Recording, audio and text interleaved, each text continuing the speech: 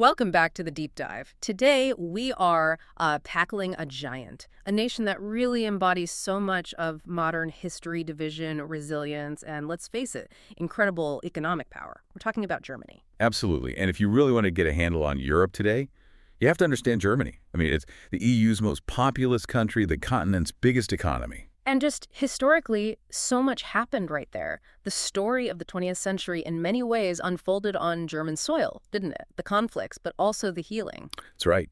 So our mission, our deep dive today, is to try and unpack all of that. We've got the foundational history, the political setup, what makes its economy tick, right up to its role on the world stage today. Yeah, distilling those absolutely critical moments, the structures, the cultural anchors that define modern Germany, it's a big task. It is. And here's something to start with, kind of a surprising snapshot. You Yeah. got the world's third biggest economy by nominal GDP. Huge. The very largest, yeah. But it's not all just focused in one place, like you might expect. Mm.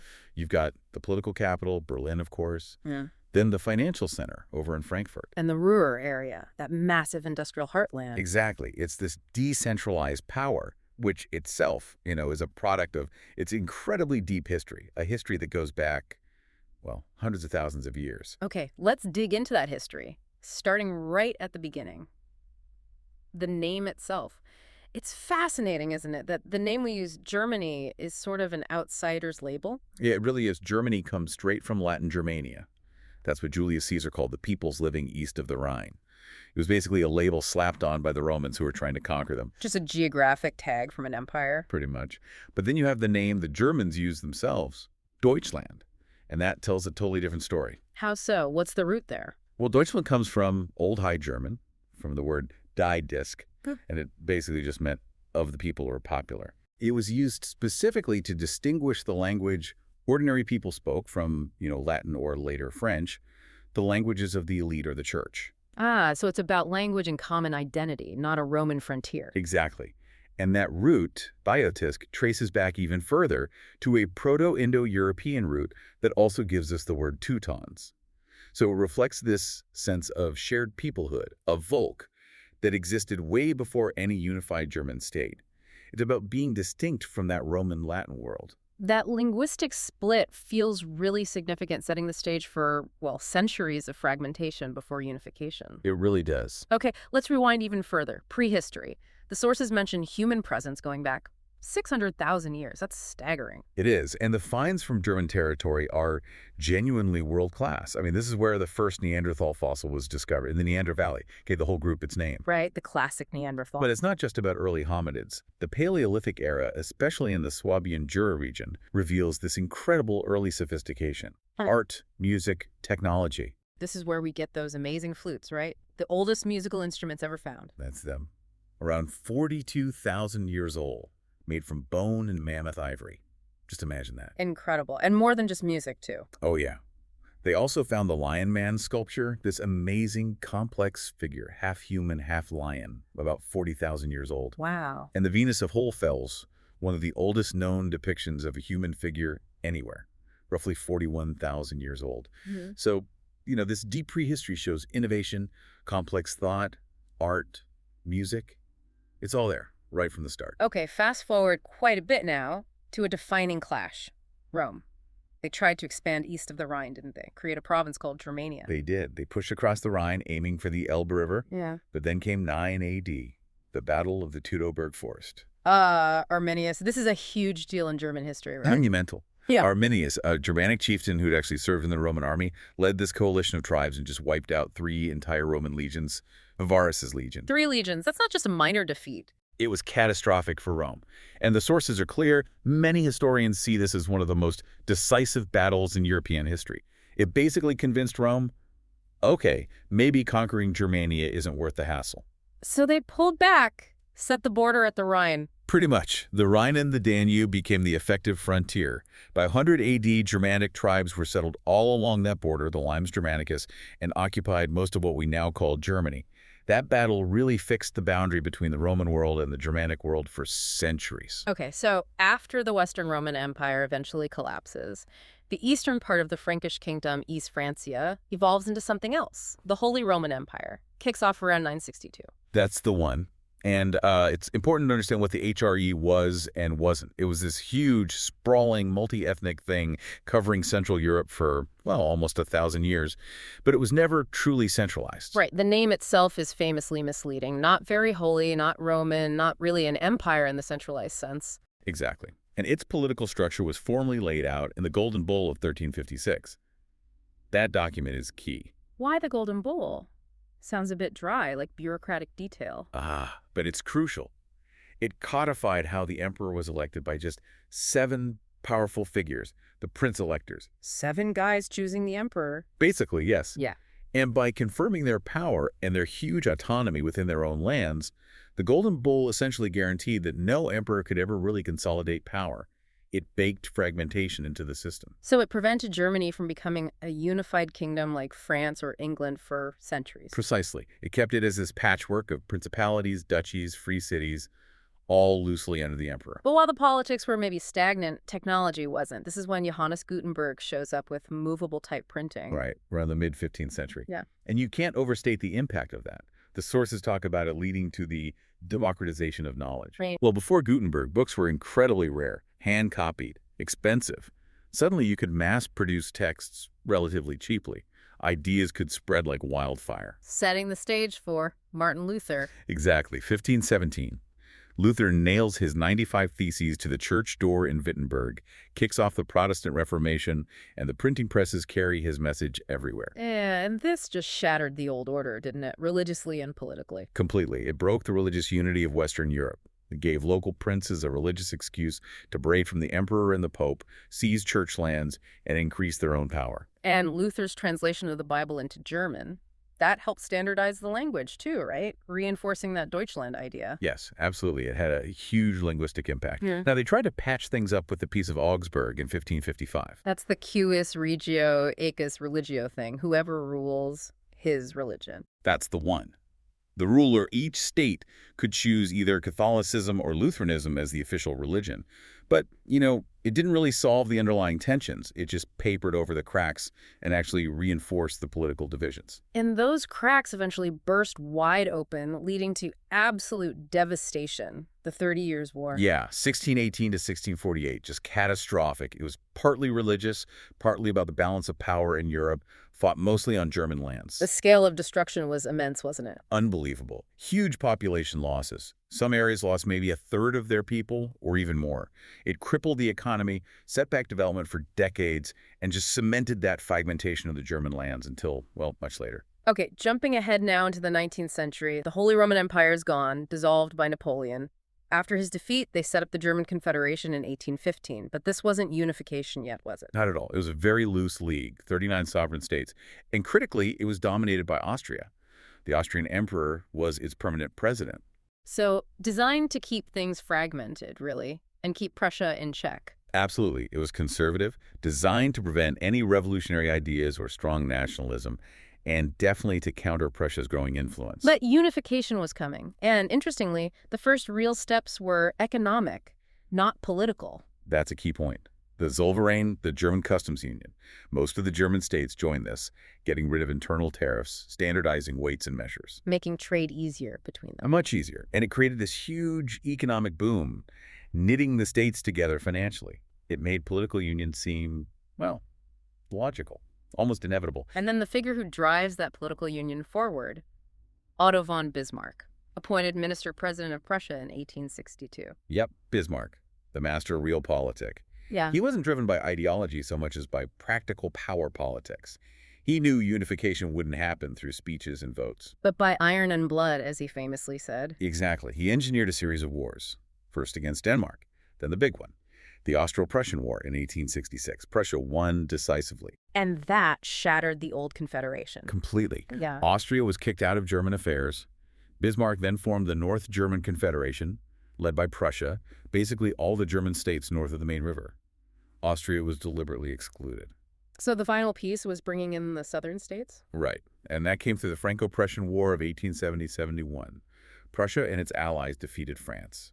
And in the Hall of Mirrors at Versailles, of all places. Ironic, given later history. Very. In January 1871, they proclaimed the German Empire. The King of Prussia became the German Emperor, the Kaiser. Unified Germany, under Prussian leadership, was finally a reality. Berlin was the capital. Bismarck had achieved his goal. But his careful foreign policy didn't last, did it? Things changed under the next Kaiser, Wilhelm II. Yeah, Wilhelm II ditched Bismarck and pursued a much more aggressive foreign policy, Weltpolitik, world politics. He wanted Germany to have a place in the sun, which meant building a big navy, acquiring colonies. Competing directly with Britain and France on the world stage. Exactly. And this is where Germany established colonies like German East Africa, Cameroon, but also where we see a really dark chapter emerge. The genocide in German Southwest Africa. Yes, the sources are explicit. Between 1904 and 1908, the colonial authorities carried out a systematic campaign against the Herero and Nama peoples. It's widely recognized as the first genocide of the 20th century, a grim precursor. And all this rising tension, the arms race, the imperial rivalries, it all exploded in 1914. World War I. Triggered by the assassination of the Austrian Archduke, but really caused by these deeper conflicts. For Germany, it was a disaster. About 2 million German soldiers died. The war ended with defeat. The Kaiser abdicated, and the monarchy collapsed. Leading to the Weimar Republic in 1919, Germany's first real experiment with democracy, but born under a very dark star. Absolutely. Its first act basically was signing the Treaty of Versailles. And that treaty was seen across Germany as deeply humiliating. War guilt clause, massive reparations, loss of territory. A national wound, really. Definitely. And the Republic was unstable from the start. You had coup attempts from the right, uprisings from the left, the French occupation of the Ruhr when reparations weren't paid, and that unbelievable hyperinflation in the early 20s. Wiped out savings, destroyed trust. Exactly. Now, there was that period in the mid-20s, the golden 20s, especially in Berlin. Amazing cultural creativity, art, theater, film. Sense of freedom, but maybe fragile. Very fragile, because the underlying economic problems never really went away. And then came the Wall Street crash of 1929, the Great Depression. It hit Germany incredibly hard. Unemployment soared. Through the roof. By 1932, it was nearly 24%. Millions out of work. Economic misery, political instability, the lingering bitterness over Versailles. It created the perfect storm for extremist parties. And the Nazis exploited that perfectly. Hitler was appointed chancellor in January 1933. How did democracy fall apart so quickly then? Alarmingly fast. Just weeks later, the Reichstag building burned down conveniently for the Nazis. They blamed the communists, used it as an excuse to suspend basic civil rights. And then the Enabling Act. March 1933. That was the killer blow. It basically gave Hitler's government the power to make laws without the Reichstag's approval, effectively bypassing the Constitution. Democracy was dead. Totalitarianism took over. And the regime immediately became aggressive. Rearmament, pulling out of the League of Nations. And territorial expansion. First, annexing Austria the Manchulas, then demanding and getting the Sudetenland region of Czechoslovakia, then occupying the rest of Czechoslovakia in early 1939. Each step met with appeasement from Britain and France. Until Poland. Until Poland. After signing the Non-Aggression Pact with Stalin, the Molotov-Ribbentrop Pact, Germany invaded Poland on September 1st, 1939. World War II began. And the horrors that followed are almost incomprehensible. The Holocaust. Yes. The systematic, state-sponsored genocide. The sources detail the murder of around 6 million Jews, but also hundreds of thousands of others. Romani people, disabled people, political opponents, homosexuals, Poles, Soviet prisoners of war. Just industrialized mass murder. Alongside the staggering human cost of the war itself for Germany. Absolutely. Around 5.3 million German soldiers died. Perhaps 900,000 German civilians killed, many in the Allied bombing campaigns. And after the surrender in May 1945, Germany lost huge amounts of territory in the east, and millions of ethnic Germans were expelled from those areas in other parts of Eastern Europe. Utter devastation. And out of that devastation came division. The Allies partitioned Germany and Berlin into 4 occupation zones. Right. American, British, French, and Soviet. And very quickly, the Cold War tensions between the West and the Soviet Union turned those zones into 2 separate German states by 1949. West Germany and East Germany. Exactly. The Federal Republic of Germany, FRG, or West Germany, became a federal parliamentary republic, adopted a social market economy. And got Marshall Plan aid, leading to the Wirtschaftswunder, the economic miracle. That's right. Incredible economic recovery and growth. It anchored itself firmly in the West, joined NATO, was a founding member of what became the EU. Its provisional capital was Bonn, a deliberate choice, signaling that Berlin and Germany remained divided. And East Germany, the German Democratic Republic, GDR. Totally different story. A communist state, part of the Soviet bloc, member of the Warsaw Pact, Power was monopolized by the Socialist Unity Party, backed by Moscow, and maintained by the notorious secret police, the Stasi. Keeping the population under constant surveillance. Pervasive surveillance and control. And because so many East Germans were trying to leave for the West. They built the Berlin Wall in 1961. Yes, physically sealing the border right through the middle of the city. It became the starkest symbol of the Cold War, the Iron Curtain made concrete, designed simply to stop its own citizens from escaping. Until 1989, the Wendit, the turning point. It happened incredibly fast. Hungary opened its border with Austria, allowing East Germans to leave. Then massive peaceful protests erupted within East Germany. And then that night in November 1989, the Berlin Wall fell. An unbelievable moment, leading to reunification less than a year later. Remarkably quickly. Through negotiations involving the two German states and the four wartime allies, the 2+4 Treaty Germany was officially reunified on October 3, 1990. And the unified Germany basically adopted the West German framework. Essentially, yes. It continued West Germany's memberships in the EU, NATO, everything. Berlin became the capital again. Although the Berlin Bonn Act in 1994 made sure Bonn kept some ministries and a special status as a federal city, a political compromise reflecting the sensitivity of reunification. And since then, Germany has been a central player in driving European integration forward. Maastricht Treaty, the Euro, Lisbon Treaty. Absolutely. And focused on big domestic projects, too, like modernizing its Industry 4.0, and especially the Energiewende, that huge shift towards renewable energy. And we also saw Germany take a leading role, maybe controversially for some, during the 2015 European migrant crisis. Yes, taking in over 1 million refugees and migrants. A massive humanitarian effort, but also one that brought significant social and political challenges, showing the pressures on a leading nation in the 21st century. Okay, so that dramatic history, especially the failures of Weimar and the Nazi era, directly shaped how modern Germany designed its government, didn't it? To prevent anything like that ever happening again. Absolutely. The foundation is the Grundgesetz, the Basic Law from 1949. It establishes Germany as a federal, parliamentary, representative democratic republic. And it has this really unique feature, the Eternity Clause. That's right. Certain fundamental principles in the Basic Law, things like human dignity, democracy, the rule of law, the federal structure, separation of powers, they can never be amended or removed. Yeah. They are valid in perpetuity. Never. Not even by a huge majority. Never. It's a direct lesson learned from how Hitler used the Weimar Constitution's own rules to destroy it legally via the Enabling Act. This clause is the ultimate safeguard against any backsliding into authoritarianism. It locks in the democratic foundations. Makes sense. Now, the legislature, it's bicameral. You've got the Bundestag. Yes, the federal Diet. That's a main legislative body, directly elected by the people, using a mix of direct constituency votes and party lists. Mixed member proportional representation, it's called. Represents the popular will. And then there's the Bundesrat, the federal council. How does that work? It's not elected directly, is it? No, and this is where the federalism really comes in. The members of the Bundesrat are delegates sent directly by the governments of the 16 federal states, the Länder.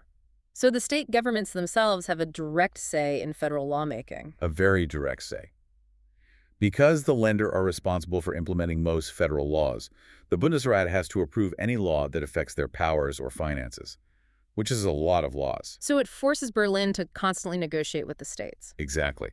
It ensures regional interests are baked into national policy and reinforces that decentralized structure we talked about earlier. It's a powerful check on central authority. Okay, and the executive branch, it's split, which sometimes confuses people outside Germany. You have the president. Right, currently Frank-Walter Steinmeier. He's the head of state, but the role is largely ceremonial, representative. Yeah. Important symbolically, but doesn't wield day-to-day political power. That power lies with the chancellor. Yes, the chancellor is the head of government, elected by the Bundestag. Based on projections in our sources, Friedrich Merz is the chancellor leading the government since 2025. The chancellor sets the policy direction, chooses the cabinet ministers, and really runs the executive branch. This clear split avoids concentrating too much power in one figurehead. And this federalism runs deep. 16 states, the Länder, each with its own constitution, lots of autonomy. Huge autonomy in areas like education, policing, culture. And those states are further divided into over 400 districts, the Kreis. It's a very layered system. Some states, like North Rhine-Westphalia or Bavaria, are massive economic and population centers in their own right. It's truly decentralized power. What about the legal system? It's based on civil law. Yes, rooted in Roman law tradition. unlike the common law system in the UK or US.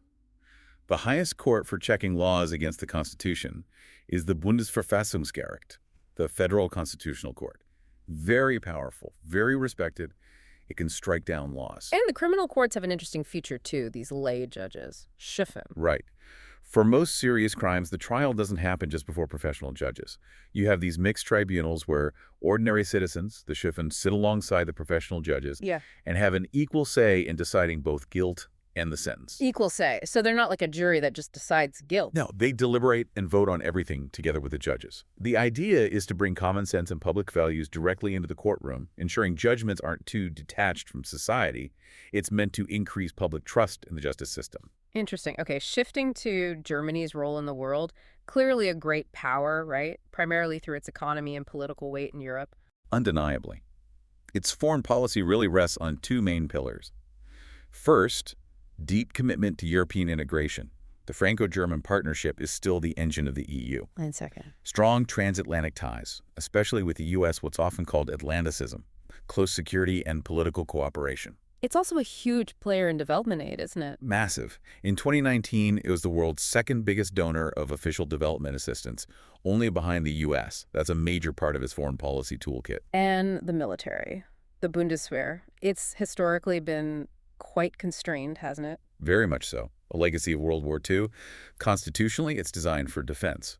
For decades, there was a strong culture of pacifism, or at least extreme military restraint. But that changed dramatically in 2022. The Russian invasion of Ukraine. Exactly. That triggered what Chancellor Scholz called the Zeitenwende, a turning point or change of era, a huge shift in thinking. In what way? He announced Germany would finally meet and exceed the NATO target of spending 2% of GDP on defense, plus a massive euro billion special fund just to modernize the armed forces. That's a huge reversal. Politically, it was enormous, acknowledging that hard power matters again in Europe, and they actually hit that target in 2024, reporting 2.12% of GDP on defense. So while the Bundeswehr is still fundamentally defensive, its mandate has broadened over the years to include crisis response and conflict prevention roles internationally, fitting its status as a major power. Right. Let's talk about the engine room, the German economy. Just sheer scale, first largest in Europe, third largest globally. The numbers are pretty staggering. They really are. Nominal GDP estimated around $4.7 trillion for 2025. High per capita income, too, over $55,000. It's a powerhouse. And the model is the social market economy. What does that actually mean in practice? It's basically a capitalist market economy, but with a strong emphasis on social balance. So you have competition in private enterprise, but also comprehensive social welfare systems, worker protections, co-determination in large companies, and it relies heavily on a highly skilled workforce and, famously, low levels of corruption. And manufacturing's still a huge part of it, right? Unlike some other Western economies. It's absolutely huge. Industry is about 27% of GDP. That's the biggest manufacturing output in Europe. Services are dominant at 72%, agriculture tiny at 1%, and remarkably low unemployment, often hovering around 3%. It's also a trading giant, third biggest exporter and importer globally. Yep, which gives it this massive trade surplus, second only to China. It exports high-value stuff, vehicles, complex machinery, chemicals. But the secret sauce, the thing everyone talks about, is the Mittelstand. Ah, yes, the famous Mittelstand. It's not just about size, small and medium enterprises, although that's part of it. So what is the key thing about it? Why is it so important? It's about specialization, often family ownership, long-term focus, deep roots in local communities, and often being world leaders in very specific niche markets. The sources say something like 48% of the world's hidden champions. These unknown global market leaders are German Mittelstand companies. Wow, nearly half. Yeah. Think companies making highly specialized machine tools or medical devices or obscure chemical additives. They're incredibly innovative and resilient. And because there are so many of them spread all over the country, it makes the whole economy less vulnerable to shocks affecting one big company or one region. It distributes risk and wealth. Okay, let's look at a flagship sector. Right. Cars. Germany is synonymous with cars, right? VW, Mercedes, BMW. Definitely. The auto industry is globally competitive, super innovative, the sixth largest producer worldwide. Volkswagen Group is the world's second biggest car maker overall. But it's under pressure now, with the shift to electric. Huge pressure. But they're investing massively. There's a commitment that by 2035, all new cars sold in the EU, including Germany, must be zero emission. So the transition is happening rapidly. And that drive for innovation isn't just in cars, is it? R&D spending is high. generally. Very high. Germany ranks fourth globally in how much it spends on research and development. It's also the biggest contributor to the European Space Agency, for example. And we're seeing tech hubs emerge, too, like Berlin. Yeah, Berlin has really become a major center for startups and venture capital in the EU. So it's not just the traditional industrial giants. There's a dynamic digital economy growing too, balancing old strengths with new ones. Okay, all this economic activity needs top-notch infrastructure. Hmm. Germany's central location makes it a massive transport hub. Absolutely critical for the whole continent. Roads, rail, waterways, it's all highly developed. And the Autobahn is world famous, partly for the speed. Right, the federal highway system. Yeah. And yes, the famous part is that on many stretches, there's no federally mandated general speed limit. It's advisory in those sections. Kind of reflects a trust in drivers and engineering, I suppose. And the trains, high-speed rail is big, too. Very big. The icy Ear City Express trains connect all the major cities and neighboring countries, hitting speeds up to 300 kilometers per hour. Very efficient. But maybe the biggest infrastructure project, in a way, is the energy one, the energy transition. Yeah, this is a massive society-wide project. It's Germany's long-term strategy to move towards a sustainable economy based on energy efficiency and renewables. It's been called the world's first major renewable energy economy. What are the key parts of that? Well, the most dramatic step was phasing out all nuclear power plants completely by 2023. That was huge. Put a lot of pressure on renewables, then. Immense pressure. But they've been scaling up rapidly. Even back in 2018, renewables were already covering about 40% of electricity demand. And it goes beyond just power generation high recycling rates, too. Yeah. Around 65% household recycling, one of the highest in the world. It's a deep commitment. Okay, let's look at the people who make all this happen. The demographics. Germany is the most populous EU country, 84.7 million people as of 2024. But it's aging, right? Very much so. The fertility rate is low, about 1.57 children per woman, which is significantly below the 2.1 needed just to keep the population stable. And the result. Germany has the third oldest population in the world. The average age is 47.4 years. That presents huge challenges for the workforce, pensions, healthcare. Which connects directly to migration, doesn't it? Germany needs immigrants to sustain its economy and society. Absolutely. And it's become a major destination. It ranks second worldwide, only after the U.S., for attracting international migrants. The numbers are significant. In 2022, nearly 29% of the population had a migration background, meaning they, or at least one parent, wasn't born a German citizen. And that includes recent large influxes, like from the war in Ukraine. Yes, over 1 million Ukrainian refugees were recorded by early 2023. So it's a society undergoing pretty rapid demographic change. And where do people live? We mentioned the decentralized nature before. Berlin's the biggest city. Yes, Berlin's the largest single city. But the Ruhr area in the west is the biggest urban area, a huge conurbation of cities like Dortmund, Essen, Duisburg. Then you have other major hubs like Hamburg in the north, Munich in the south, Cologne, Frankfurt. Power and population are spread out. What about religion? Historically Christian, split between Catholic and Protestant. Traditionally, yes. In the 2022 census, just under 50% identified as Christian, roughly evenly split between Protestants, mostly in the north and east, and Catholics, mostly in the south and west. But there's a big trend towards irreligion. A very strong trend, yes. Particularly in the big cities, and especially in the former East Germany, where decades of state-promoted atheism under communism had a lasting impact. Many people there have no religious affiliation at all. And with migration, Islam is now significant too. Yes, it's the second largest religion. Estimates suggest around 5.3 to 5.6 million Muslims with a migration background in 2019.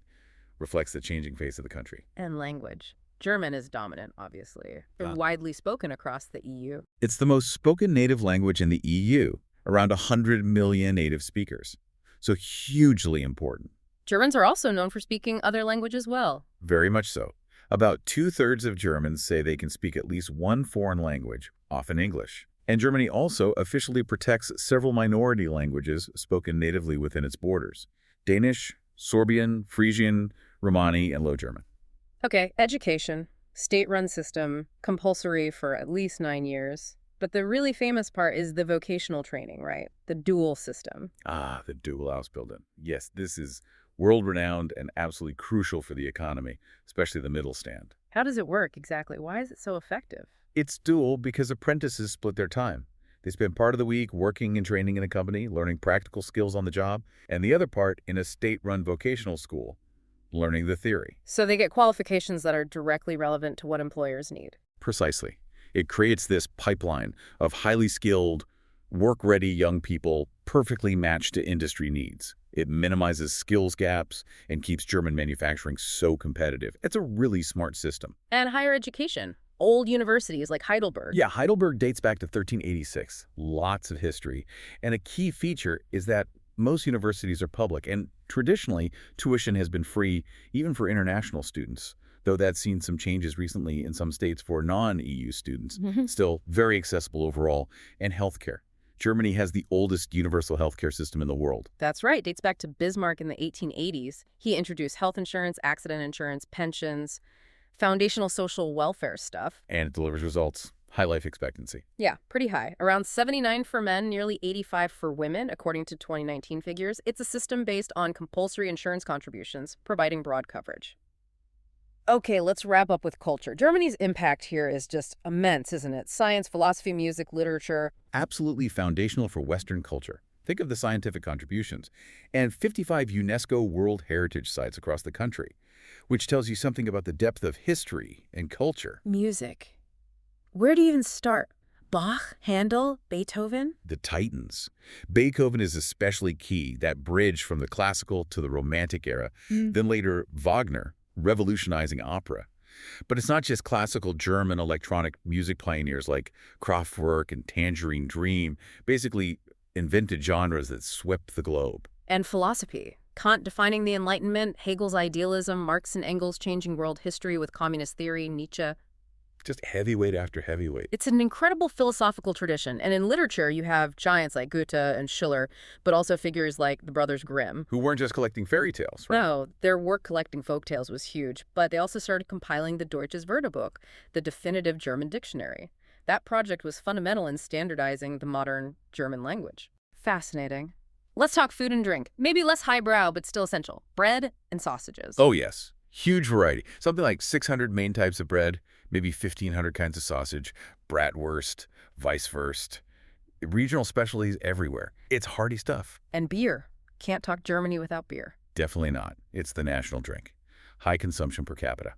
And famously governed by the Reinheitsgebot, the purity law from the 16th century, originally limiting ingredients to water, barley, and hops.